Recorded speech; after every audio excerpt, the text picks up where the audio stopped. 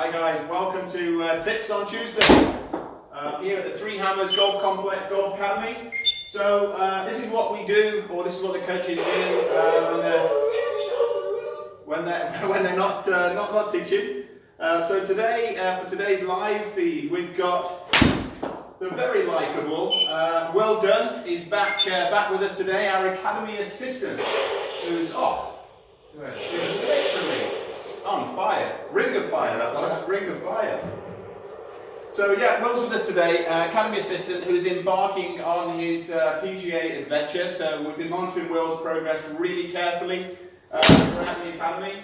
So here we're just having a bit of fun here with the E6, fabulous E6 software. This has been a huge hit with lots of our golfers. We've got the, what's this called, Will, again? The Demolition driving range. Demolition driving range. This has been great with lots of our golfers just of late. We've also got a simulation software on here to go and play some wonderful golf courses throughout the world. However, today we're going to go to the serious stuff. Now we're back now, so up on the screen today, today's theme on the back of last week's session is based upon Will's journey really, and it's winter, it's January, we're just crawling out of January, and we're all trying to hit it at, well, some of the dusting the clubs down, get my words out, and some of us now heading to the range for the first time. I know yourself, Will, you've been working really hard throughout the whole of the winter on your golf game, so we're just going to have a little chat today and to see what you've been doing, see hopefully if some of your tips and your journey can help the viewers as well. So last time you made your debut, just prior to Christmas actually, we were doing some pitching. Pitching work, which I said at the time you really needed to sharpen up that short game. 12 months ago your handicap was? 9.6. Okay, so 10. Okay, so you finished the year playing off 4.6? Yeah, so 4.6 is off now. So they had a really good year last year. Handicap's really moved in the right direction, partly down to actually playing qualifying round the previous year. I had to steal his passport in to go too many times on holiday. So next September, or this September, you want to try and embark on your PGA journey, so we need to get the handicap down to 4.4, so you've got 0.2 to go.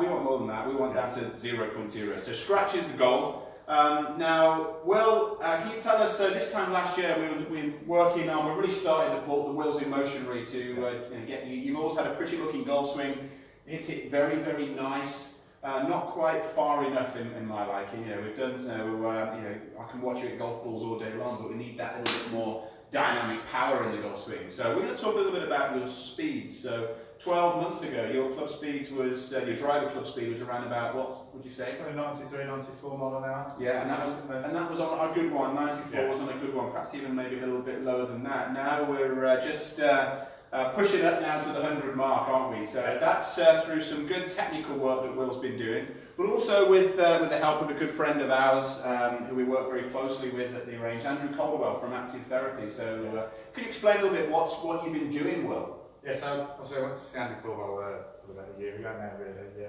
or just a little less than a year, and so it gives you a physical screening.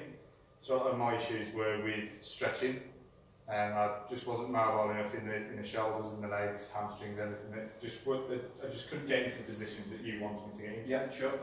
And then he's given me a lot of power building exercises, so deadlifts, I would say to work on the core, to then help me try and build a lot of power in the swing. That's interesting. During the sessions, coaching player, we can get a player into that position and he'll repeat it, he'll perform the task. But when they go away and practice, they haven't got the coach there to take them out of the comfort zone, and you couldn't achieve that. So through the help of Andy there, it's really helped you achieve your goals. Brilliant. So really, I mean, you're a young, fit lad, we know that, and so many of the golfers who we coach sometimes, they feel, I'm young, I'm strong, but I've really, that's not what it's all about. It's golf-specific fitness. So it's about being strong in the right places. Yeah, so great. You don't have to generate a lot of power from the ground up, really. It's okay being fit in general, but if you're not golf-specific, you're already behind. So goal-specific fitness, we're going to talk about you've done a lot of work on the core. Yeah, lots of work on the quads. Now I'll say I have a smile on my face. I know that you're struggling to walk today because you had a repeat session yesterday, didn't you? So been doing lots of squatting. So I know Andy's now giving you a bit of weight as well, so, which is great. Okay, so technically with your golf swings, that's brilliant. We've heard about the physical side of things, which complements the technical. tell the viewers what you're working on at the moment, pal. So we're working at the minute trying to coil efficiently behind the golf ball. So before I was kind of getting to the top of the swing and tilting towards the target. Yeah. So now it's trying to keep everything left side and really get that coil behind the ball there. Okay, one of the favourite sayings which you came out with, it was previously it's been explained, your golf swing has been explained as what? Do you want to? Well, it's a good different. So it feels weird, but it feels good. Good different. Yeah. Okay, that's another one. Will likes to say. The other one is actually trying to fire a bazooka out of a rubber dinghy. Yeah.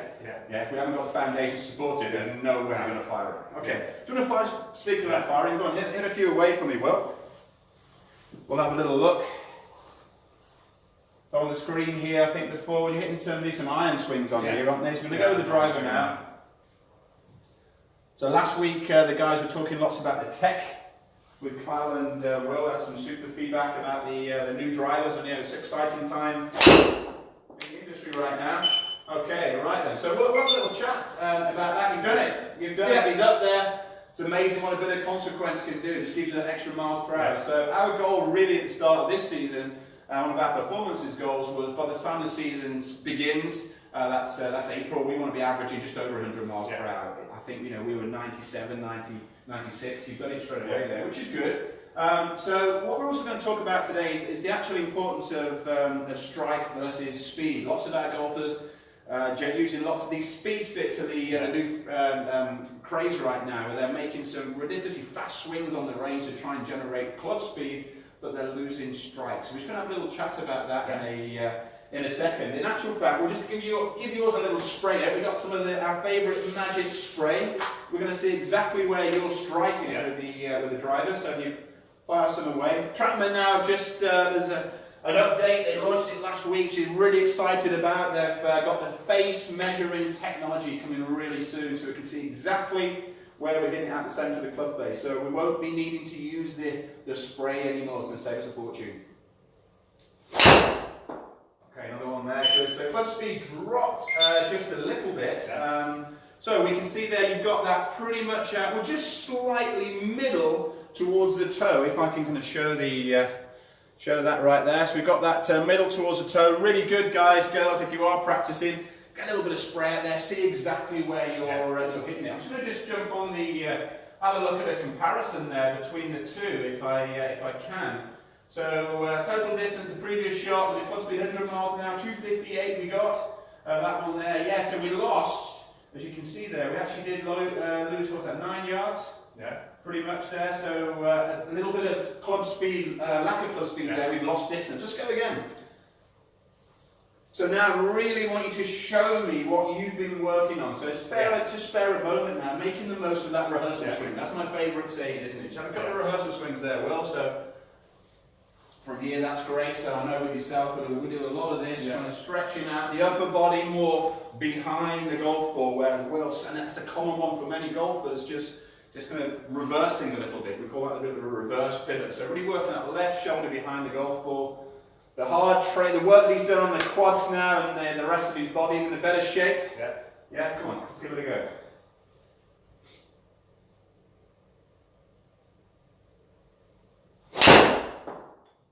Good there. So yeah, club speed's up. Yay. So again, club speed there, as we can see, it's 263, and you absolutely hit it right in exactly the same spot right there. We can see the T-peg mark on there. We've got it right in exactly the same spot. So consistency of contact. Now, just looking at that, the big difference for me there, and I'm really glad that you did that. Just take a little look here and explain what the work that we've done. Your attack angle.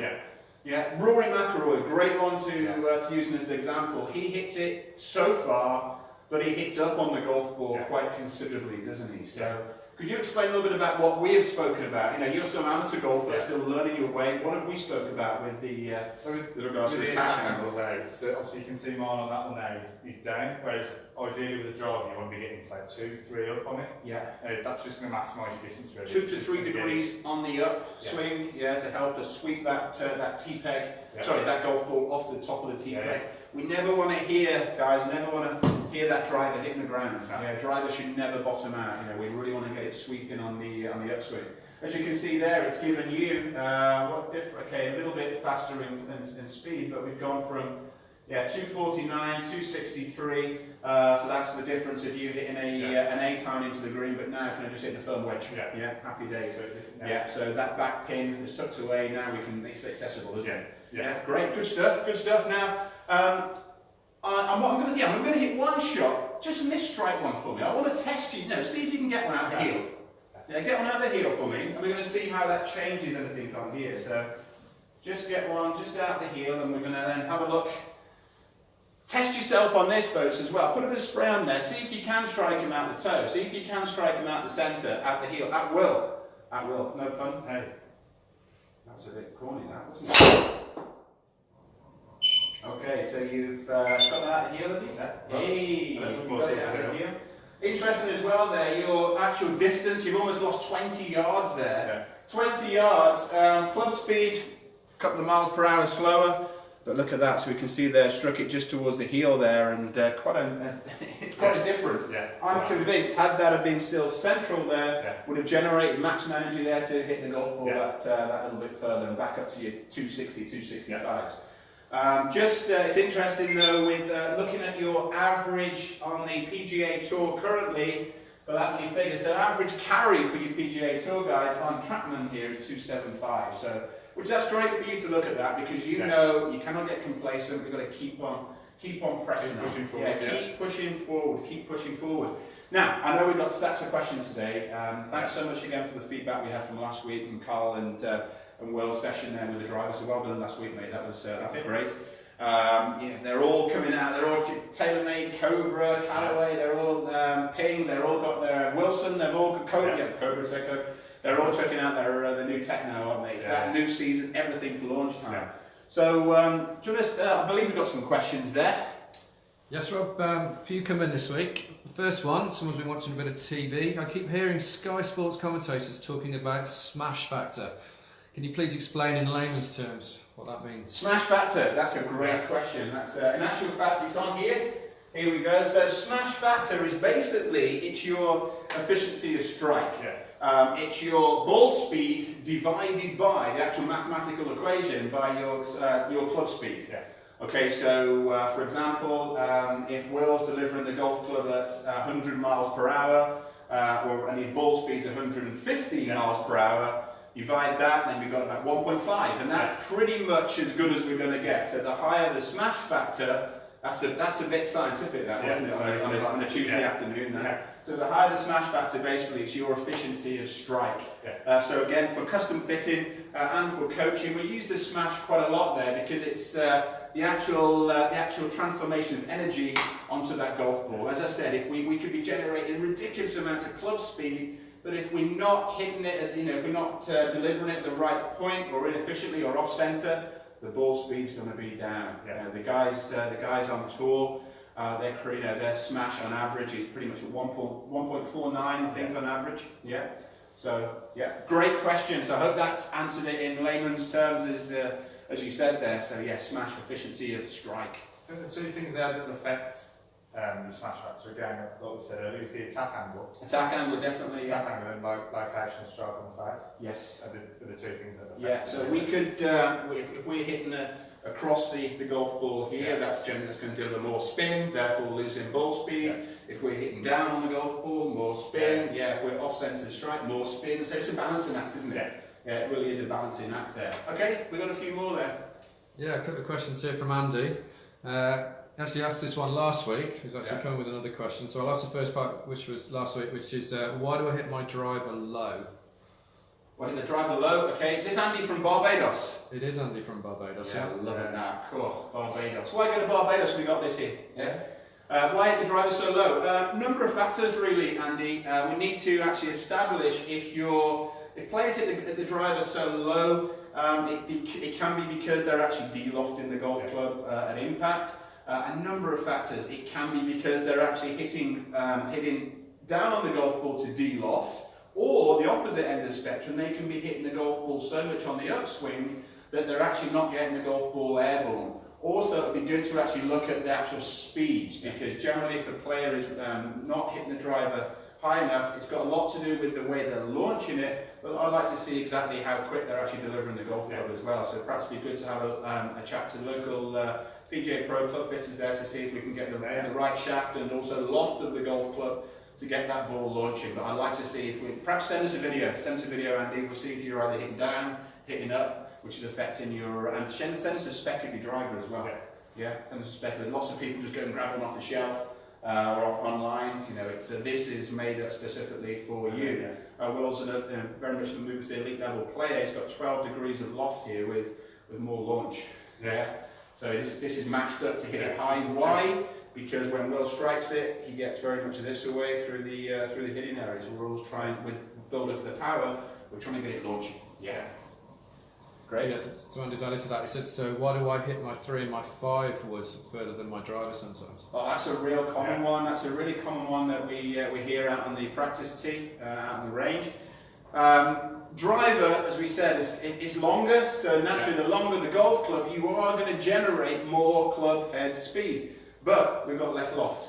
So any slight off-centre strikes, when our golfer's favourite is the slice when the golf club is moving across the golf ball. So the longer the club, the more club head speed. Slight off-centre strike, the more cut spin. So that's why the drivers with us can often go the big slice, for example, whereas a 3-wood or a 5-wood, you say, it's got a little bit more loft, so less side spin, so less curvature, more distance. That's pretty much why that'd be my answer to that. Would you agree with that, Will? Yeah, definitely. Like I said, it's just going to be the optimum. Oh, Chapman's there. Yeah, stay with us. Stay with us. So it's just the optimum launch. Obviously, the more loft, you just reaching the optimal launch conditions better than the other. Sure. And that's really interesting there. 12 degrees. Yeah. You know, we're not so 12 degrees of loft on here, and it's launched up to the very, very maximum as well. Yeah. Okay. Good question. Yeah. So another William. He asked, why is it I'm 6'3" and physically stronger than my mates who play on Sunday, however they hit it further than me? All right.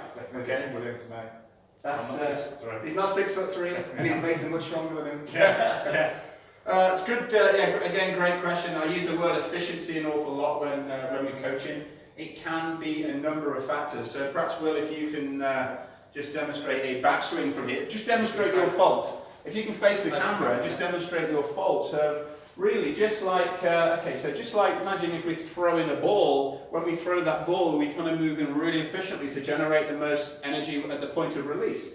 So I often use that example when working with golfers. So if you were to throw a ball whilst leaning forwards, if you could just copy that in your golf swing. So if Will makes a backswing now and kind of moves towards me, for example, on the way down, he's only got one way to go. So if you move back, there we go. So big energy loss there. So this is one of the common factors that can lose us lots of distance. So 6'3", obviously big, strong chap, not really moving that efficiently. Also, as well, Will, we've got the early release factor, which if you can make backswing and demonstrate that.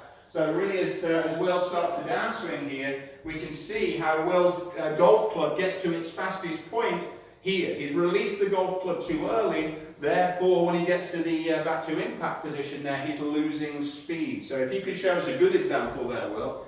If we look at all the good golfers, we're actually wound up a little bit better. There we go, getting out of his comfort zone. Okay, and from there on the way down, we're just going to hold the, that's it, and then release it a little bit later. So we use the term kind of cracking the whip, if you like, that little bit later. Yeah. So it could be a power loss due to reversing in the golf swing. It could be a power loss based on releasing the golf club too early, or it could be a power loss based on what we discussed. Maybe golf's club face could be open, or the swing direction. Whole load of factors, isn't there? Really? Yeah, whole load of factors. Again, share us the video. That would be great. We can have a look at it and perhaps do a live analysis. That'd be good. And a final question from Zane, who's just come in on the comment feed. I hit down on my driver. How can I practice to try and hit it up? Hit down the driver. So well, if you can just take a setup position. So fundamentally, there, if we just get Will into setup here, so we can see there. At address, the golf ball position now is that little bit just inside the left heel, so we're trying to look at the golf ball in relation to the left armpit. So that's our fundamental checkpoint. So body weight fairly even. We're trying to create this little bit of a launch pad effect. So left shoulder's that little bit on the high side. So I'll just use a pointer here. So golf ball's pretty much in line with the, just give it a little bit of a tilt, there we go, in line with the armpit from there. So now from there, well, if you make a backswing, as we can see there, Will's just made that lovely move behind the golf ball. Now if you bring it down to impact position, good. So from there, Will's golf club's only got one way to go from there. It's going to knock that golf ball off the tee on that upswing. Now quite often there'll be one of those factors which is not right, which is causing you to hit down on the golf ball. Well, if you take your grip and setup position again, one which we use an awful lot on the driving range, we use bottles of water, we use head covers, we use cones. Just pop in a head cover or something similar just in front of the golf ball. Make a few practice swings first of all. So obviously for obvious reasons Will can't make a full through swing here because he's going to take down the laptop, but from there you can see there he's just got the golf club moving on that ascending blow through the hitting area. Great. Give it a go, Zane. Mostly, with golfers are either one side of the spectrum, or the good iron players strike down on the golf ball, so if you strike down it too much, it affects the driving. Yeah. And on the flip side of that, if we hit up on the golf ball, so we drive it well, that then affects our iron strikes on a bit of a soggy day out on the golf course. Give it a go, Zane. Check the fundamentals. Great. Okay, that's it, yeah. Excellent. Good stuff. Will, you've been brilliant. I'll let you crack on now on your, what's it called again? Demolition driving range. Demolition driving range. You can go and continue. I know you're itching to get back at that, aren't you? So, guys, girls, thanks so much for watching. Keep the feedback coming to us. Say if you want to share some videos with us, please do. We'll gladly analyse. Keep commenting. Give us your likes, and we'll be back next week. I've got a very special guest next week. She's back. We've got Raybold. Olivia Raybold is back next week with myself for the Tips Tuesday. Have a great week.